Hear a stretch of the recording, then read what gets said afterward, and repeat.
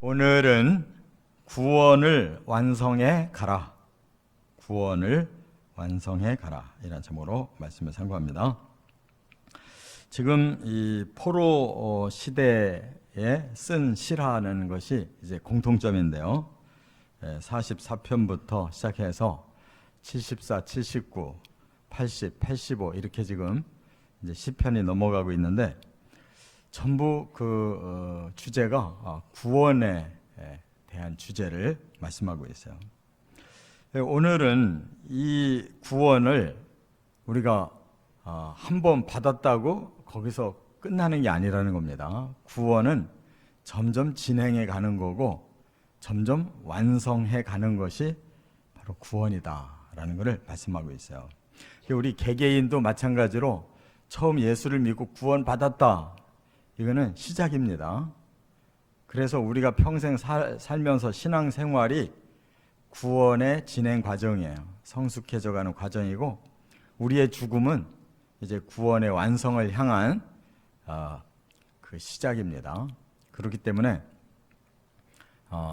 우리 생애 속에서도 이 구원은 진행되고 완성되어져 가는 것처럼 이 역사도 구원의 그런 시작부터 완성까지 역사도 구원의 역사로 진행되고 있는 것이다. 그 말입니다. 그래서 오늘 본문에 보면 이제 세 가지의 과정을 거쳐가고 있어요. 그래서 오늘의 이 주제 구원의 진행 과정은 영적인 과정이에요. 영적으로 어떻게 구원이 점점 무르익어 가는지 그걸 보여줍니다. 첫째, 1절부터 3절까지는 포로에서 돌아온 회복. 지금 이스라엘을 지칭하고 있는데요. 이스라엘이 포로에 생활을 했잖아요. 근데 이제 돌아왔다 하고 지금 여기 과거형을 쓰고 있어요. 주께서 은혜를 베푸사 포로된 자들이 돌아오게 하셨다 그랬어요.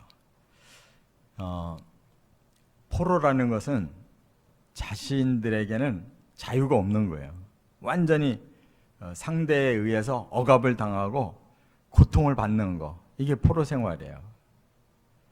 바로 이스라엘이 하나님이 주신 축복을 차버리고 세속의 복을 빨리 마음껏 누리고 싶어 하다가 하나님 버리고 언약 버리고 우상 쫓아가고 세상의 권력을 잡으려고 하다가 이렇게 강한 제국 바벨론에게 멸망당했잖아요. 그게 징계입니다. 완전히 멸망당한 게 아니에요. 이미 하나님 선택한 백성이기 때문에 이제 회복을 시키는 포로에서 이제 돌아오는 회복을 주신 거. 이것이 이제 그들에게는 이제 새로운 구원의 시작과 같은 거예요. 그러면 이것이 영적으로 어떤 원리를 말하는 거냐? 우리도 다 포로된 자들입니다. 겉으로만 자유롭게 살아가는 것 같아도 우리의 영혼은 늘 포로 생활과 같이 그렇게 힘들어요. 뭔가에 눌려 살고 있어요. 뭐예요? 바로 죄에 눌려 살고 있는 사람들은 하루도 죄에서 자유할 날이 없어요. 순간순간 죄가 우리를 틈타고 또 이미 죄를 지은 그 죄과가 우리를 계속 누르고 있어요. 그래서 그냥 아무 일이 없어도 불안해. 미래를 생각하면 막 걱정되고 뭔가가 막 쫓겨가는 것 같고 이게 바로 우리 죄성 때문에 그래요.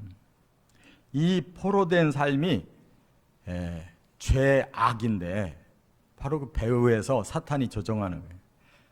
악의 주동자가 조종을 해요. 우리 죄성을 조종한다. 그런데 여기 보니까 주께서 은혜를 베푸셔서 포로된 자들이 돌아왔습니다 라고 이렇게 과거형을 쓰고 있어요. 돌아온다라는 말이 회복한다는 말이에요. 슈브, 회복된다. 그러니까 억압당하다가 좀 자유롭게 됐다는 거예요. 고통받다가 좀 이것이 풀어졌다는 겁니다. 그런데 여기서 은혜를 뭐라고 원어를 썼냐면 라촌이라고 은혜를 썼어요. 라촌. 이 말은 우리의 공로는 하나도 없어요. 오직 하나님이 내리신 은총과 혜택, 그걸로 구원받았다는 거예요. 이스라엘이 그렇지 않습니까? 유다가 망해서 바벨론의 그 그발 강가에 거기서 집촌 생활을 했거든요. 70년 동안. 근데 70년이라는 거를 힌트를 아는 사람이 다니엘 뿐이지 그 밖에 사람들은 몰라요. 근데 70년이 되니까 싹 풀리는 거예요. 왜? 바벨론도 망하고 페르시아가 들어서면서 그 고레아라는 왕이 바로 이스라엘을 풀어주는 거예요. 그 역사의 그 순환을 누가 알아요? 오직 하나님만 아시고 그렇게 역사를 진행시키니까 그냥 혜택이 있고서 풀려난 거예요. 자기들의 노력이나 뭐 어떤 공로가 하나도 없어요. 우리 구원도 마찬가지예요. 사탄을 이겨낼 자가 없고 우리 죄성을 극복할 자가 없어요. 사람은 한결같이 우리는 죄인이고 불의하다 그 말이에요. 그런데 오직 하나님이 우리의 죄값을 그냥 해결해 주셨어요. 예수님이 십자가로 그리고 부활로 우리의 죄와 저주를 풀어주셨다 그 말이에요. 이 혜택을 입은 자는 바로 여기 2절대로 죄악을 사하시고 모든 죄를 덮으셨다. 이 은혜를 받은 거예요. 할렐루야. 죄를 사했다라는 말은 우리가 없앤 게 아니에요. 그냥 하나님 용서한 거예요. 죄인인데 너희들 죄 없어라고 하나님 그냥 인정하시는 거예요. 용서할게. 죄를 덮었다라는 말은요, 없어졌다라는 뜻이 아니에요. 그냥 감췄다는 뜻이에요. 죄가 안 보인다는 것뿐이에요. 그러니까 하나님이 그 죄에 대해서 묻지 않고 따지지 않겠다. 덮고 넘어가겠다는 거예요. 우리가 의로워졌다는 뜻이 아니에요. 깨달으시기 바랍니다. 그래서 우리가 구원받은 거예요. 3절에 주의 모든 분노를 거두시며 진노를 돌이키셨다. 하나님 스스로 그 불의와 그 불법과 불경함을 그냥 하나님이 참으시고 마는 거예요. 하나님의 마음에서 그냥 사귀시고 말았단 말이에요. 이게 하나님의 은혜예요. 우리 사람도 마찬가지예요. 상대방의 불의를 보고 의분이 일어나는 것이 당연한 건데 그 의분을 우리가 참지를 못해. 그래서 이제 지적하게 되고 그러면 또 상대가 나의 불의를 또 지적하게 되고 자기 나름대로는 의분을 가지고 지적을 하는데 죄인들끼리 지적하면 뭐해? 없앨 수도 없는데 서로 긁어부스럼만 내는 거예요. 하나님만 이렇게 하실 수 있는 거예요. 하나님 죄가 없으니까 우리 죄를 용서하고 덮고 스스로 참아 넘기시고, 우리가 그렇게 하려고 하면 우리 자신의 죄를 없애야 되는데 없앨 능력도 없으면서 남의 죄만 가지고 자꾸 꼬투리 잡는 거라고. 이게 불행한 일이에요. 그래서 우리는 여기 진노를 돌이키셨다라는 말은 화나는 얼굴을 돌리셨다는 뜻이에요. 화가 난 얼굴을 푸셨다는 뜻이란 말이에요. 이게 은혜 아니고 뭐예요? 깨달으시 바랍니다. 두 번째, 4절부터 7절까지는 하나님과의 관계 회복이다. 이제 그를 일단 고통에서 벗어나도록 불러내시고 그 눈에 보이는 죄를 그냥 감춰주셔서 일단 구원을 받았어요. 그건 시작에 불과한 거예요. 진짜 중요한 거는 하나님과의 관계가 정상이 돼야 되는 거 아니에요. 하나님 떠나서 그렇고 하나님 언약을 팽개쳐서 그런 거고 하나님께 등 돌리고 우상에게 갖고 세상 권력과 세속을 탐해서 그런 거잖아요. 그러면 다시 하나님과 관계가 회복돼야 구원이 되는 거예요. 내가 믿었습니다 그래서 구원받는 게 아니에요. 하나님 나를 인정해 주기 시작해야지. 그래, 너는 내 자녀 맞아. 인정받아야 되는 거예요. 그 과정이 여기 보니까 4절에 이제 우리 구원의 하나님, 여기서 구원이라는 말은 야슈아라고 그러는데요. 이게 다른 말로 좀 쉽게 바꾸면 안전지대에 들어갔다는 거예요. 안전지대. 우리가 계속 불안전한 아주 그런 곳에 있었기 때문에 항상 불안하게 살았잖아요. 이제 구원받으면 하나님이 안전지대로 우리를 딱 일단 옮겨 놓으셨어요. 안전지대로 옮겨 놓으셨어요. 그래서 우리를 돌이키시고 주의 분노를 거두셨다. 우리와의 관계를 하나님 회복시켰다는 거예요. 우리가 하나님과 관계 회복한 게 아니에요. 그냥 하나님이 안전지대로 우리를 옮겨 놓으시고 우리를 돌이키시고 주의 분노를 거두시고, 다 하나님이 주어예요.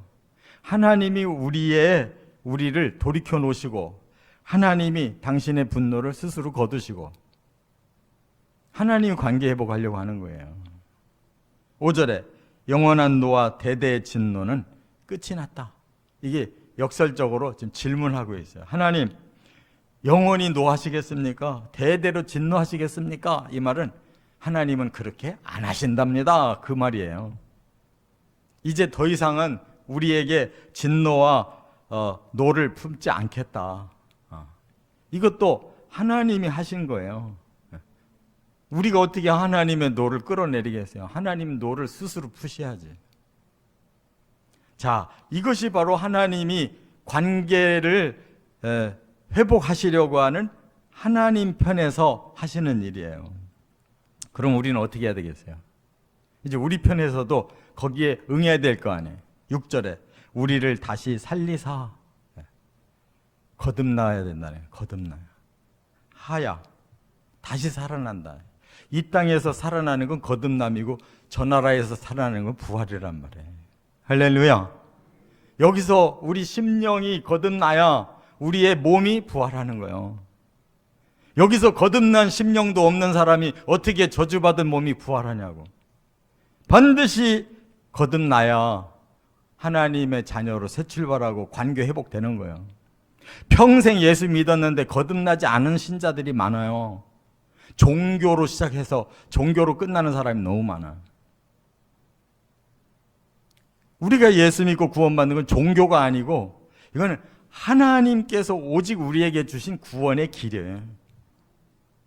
그래서 우리가 예수를 믿고 성령을 받아서 성령이 나를 새로 태어나게 하셔야 내 자아가 낮아지고 성령이 내 안에서 나를 주관하셔야 그 사람이 새 사람 된 거예요. 나중에 그런 상태로 죽었던 사람이 부활하는 거고, 종교 생활로 자기가 주장하고 자기가 믿었다, 자기가 식었다, 뭐 열심 냈다, 돌아섰다, 이 종교인은 거듭난 사람이 아니에요. 하나님이 거듭나게 하시는 거예요. 거기에 우리는 믿음으로 순종하는 거예요. 그러고 백성이 주를 기뻐한다. 이제부터 방향이 하나님을 기쁘시게 해드리는 삶으로 방향이 딱 정해지는 거예요. 내가 왜 살아야 되느냐? 나 하나님을 기쁘시게 해드리기 위해서. 왜? 나를 구원하셨으니까. 나를 구원의 완성까지 이끌어 주실 분이니까 나는 오직 주님만 바라보는 주바라기가 되겠습니다. 이게 우리가 해야 될 일이라고. 할렐루야. 그러면 7절에 주의 인자하심을 우리에게 보이신다. 우리는 하나님 사랑 먹고 사는 거예요. 그 사랑이 어떤 사랑이냐? 불쌍해서 우리를 계속 품어주는 사랑. 이게 인자라고 하는 헤세드예요. 하나님의 이 긍휼의 사랑을 계속 먹고 사는 거예요, 우리는. 그러면서 조금씩 철도 들고 우리 자아가 깨지고 변화가 오는 거라 이 말이에요. 그 다음에 주의 구원을 우리에게 주소서. 이 말은 뭐예요? 안전지대에 계속 살게 해주십시오. 그 말이에요. 다시 세상으로 나갔다, 또 사탄에게 넘어졌다, 이렇게 되지 않도록 항상 하나님의 안전지대에 우리를 좀 보호해 주세요. 이게 하나님과의 관계 회복이라 그 말이에요. 할렐루야. 항상 하나님 안에 머물러 살고 하나님을 기쁘시게 해드리는 삶의 방향이 딱 정해져야 되는 거예요. 이거 안 된 신자가 너무 많아요. 솔직히 말해서. 여기서부터 바뀌어져야 돼요.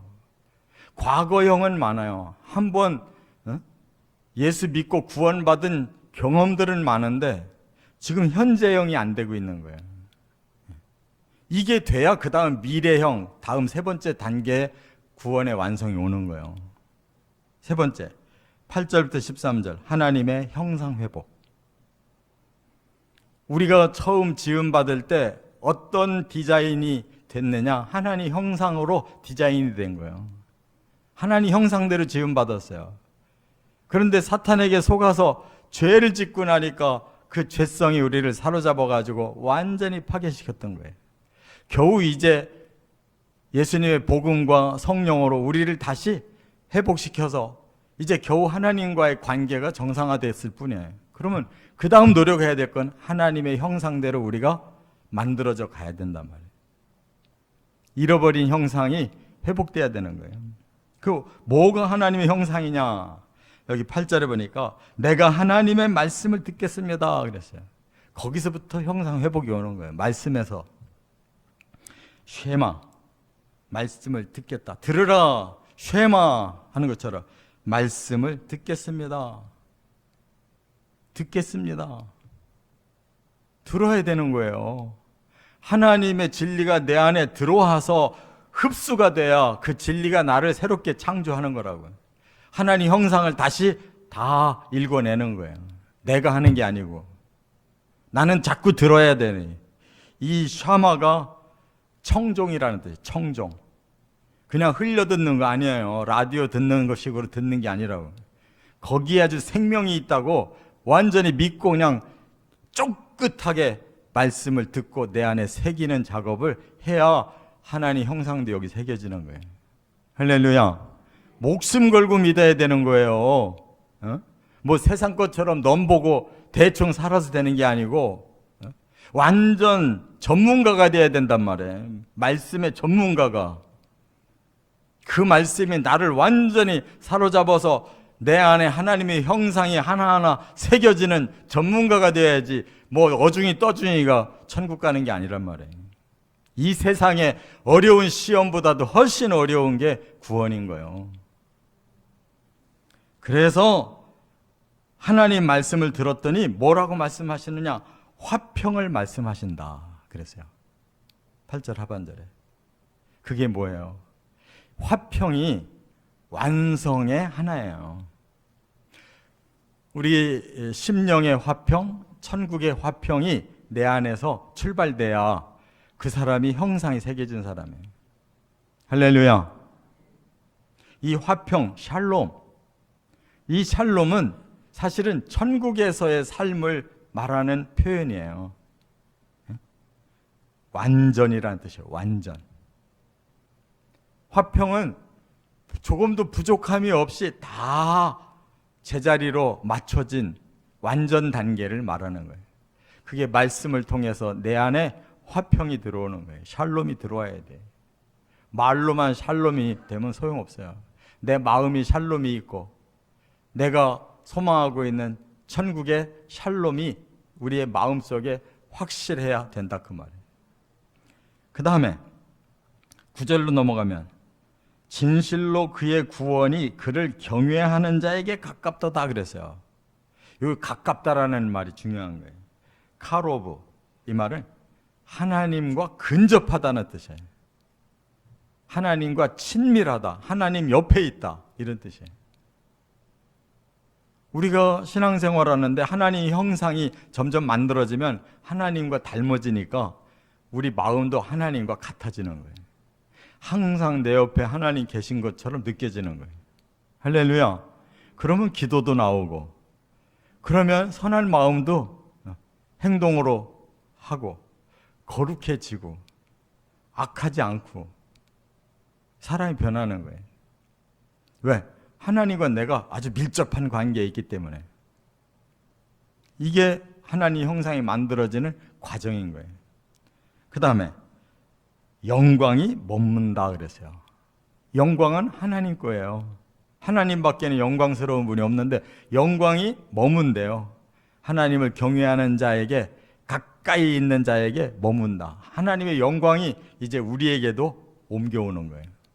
할렐루야. 그래야 악령이 틈타질 않는 거예요. 하나님의 영광이 내게 있어야 악이 감히 침범치 못하는 거예요.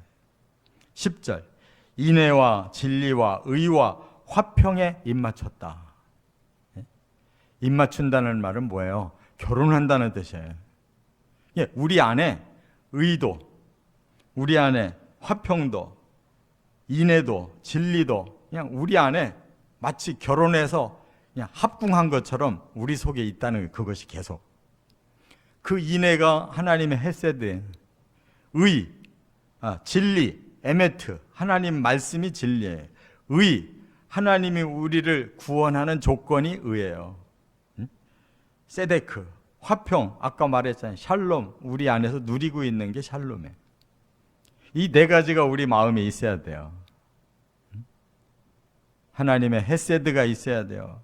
하나님의 에메트가 있어야 돼요. 하나님의 세데크, 하나님의 샬롬이 내 안에 결혼한 것처럼 나와 한 몸이 되어 있을 때 그 사람이 하나님 형상이 지금 만들어지고 있는 사람이라고.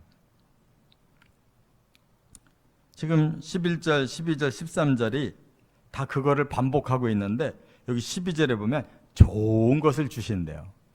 좋은 것이란 말이 토부라고 제가 계속 말씀드린, 토부는 모든 종합적인 우리에게 유익한 것을 다 쏟아서 우리에게 주신다는 거예요. 종합 비타민. 이게 바로 하나님 형상이 회복되는 과정의 모습이란 말이에요. 우리 내면의 모습. 이것이 있어야 이제 성숙해진 신자예요. 여기에 근처도 못 가면 관계도 회복이 안 된 상태에서 어떻게 천국을 가냐고. 과거에 한번 성령 받았고 과거에 한번 세례 받은 걸로 어떻게 천국 가냐고. 그거는 겨우 포로에서 돌아온 과거의 한 번의 경험이에요. 관계가 계속 회복되어지고 그 속에서 하나님의 형상이 우리 안에 새겨지면서 성숙해지고 주의 나라에서 그 완성을 이루는 거예요. 구원은 완성해 가는 것입니다. ing, 현재형이 되고 있어야 되는 거예요. 진행형이 되고 있어야 되는 거예요. 꼭 그렇게 되시기를 주의 이름으로 축원합니다.